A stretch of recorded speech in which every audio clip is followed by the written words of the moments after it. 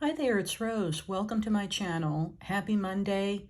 Today it is Die Cutting Monday, so I am following along with the collaboration hashtag Let's Do Die Cutting Monday. It's hosted by Kathy's Creative Crafts and More and Tree Craft On. So I'd like to thank those ladies for hosting every week. I'm very excited to again be participating and sharing some of the die cuts that I created. I was inspired by a lot of tropical vibes that I have seen out there in the stores, and it is officially summer because we've hit June. And so I thought for my die cuts, I would use this Under the Sea theme. And this is from Queen and Company. I used the Under the Sea paper matte stack, and it's the 6x6. And I've also used some Under the Sea dies from Queen and Company.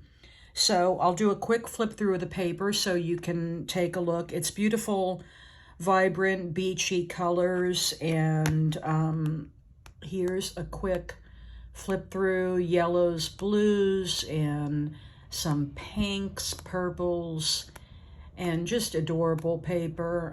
They're Queen and Company paper. This particular stack sort of gives me that doodlebug vibe with the really cute images. And Queen and Company is famous for their shaker dies, and that's what these dies are. I'm probably not going to use them as shakers, but I may change my mind on that. But I cut out some seahorses, some starfish, this little, it's sort of cut out like a little flower, a beachy flower. There's a shark, a dolphin, a seashell, and a fish. There's also a little crab and a mermaid that's included in this set. I didn't cut those out, but just cut out the sea creatures and the shells and that little flower. So I did some die cutting. I used that Queen and Company paper and really had a lot of fun. Let's get into it and I'll show you the die cuts that I created. Okay, here is a first look at some of the die cuts that I created using that Under the Sea from Queen and Company. I cut out the little shark, the dolphin, the seahorse. Here's another dolphin here and some starfish. Now these are designed, as I said, for shakers. I'm not sure that I'm going to use them as shakers, although I may. But because they have that layering piece, I thought it might be fun to just layer them up and maybe pop up that middle section.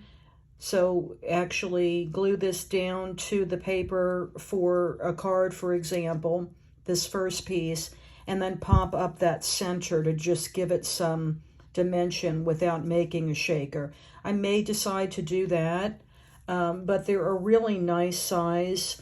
I particularly love the shell that it cuts out the center because I thought that would be really pretty on maybe a glitter paper background, and just glue down as it is so that all the inside sections have a little bit of extra color and glitter to them.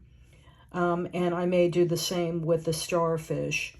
This is the little layering piece that can be used if you do a shaker. So that's the way that those cut out. And I really like the colors that were included in that Under the Sea paper collection. They're just really beachy, soft colors, but not too pastel. They're this one with the orange has a little bit of a pop to it.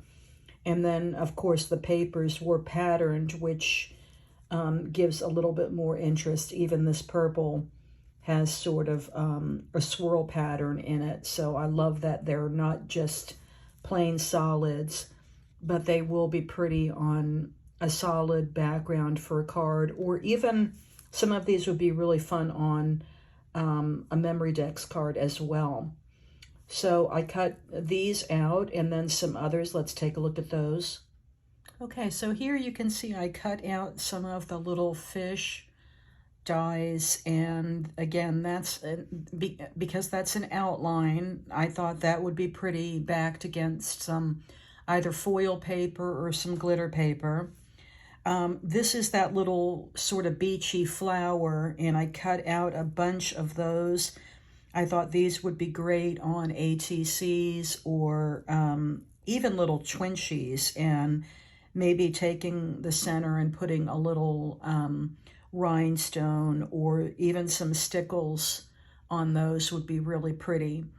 And then if you saw my video from last week, you saw that I like to take punches now and really make sure that I get into using my scraps.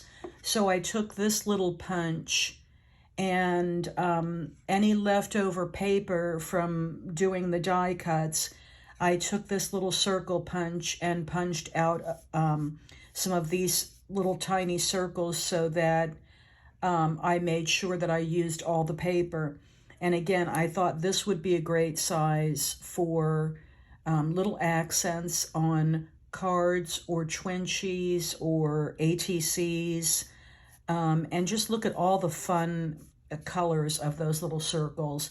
It might be fun to just glue them as a little random pattern on the front of a card with just like maybe a happy birthday saying.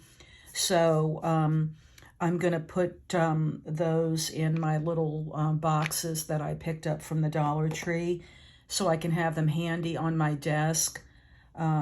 So definitely get out your little mini punches when you see your scraps. And that's my goal for this year, is to really make sure that I use my scraps. I have a tendency to just take paper scraps and put them in a scrap bin, and then they don't always get used. So I have found that as I'm doing the die cutting, if I have little bits of scraps left, it's a good idea to get some of those little punches out and just punch some little mini embellishments that you can have at the ready.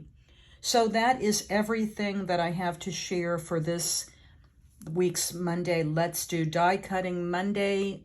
Please be sure to follow that hashtag and check out all the collaborators that are participating. Thanks again to Kathy and Tree for hosting. I hope you enjoyed watching. If you're new to my channel, I hope you will consider hitting that subscribe button and ring the bell notification so you're notified every time I upload a new video. Thanks so much for watching, and I'll see you next time.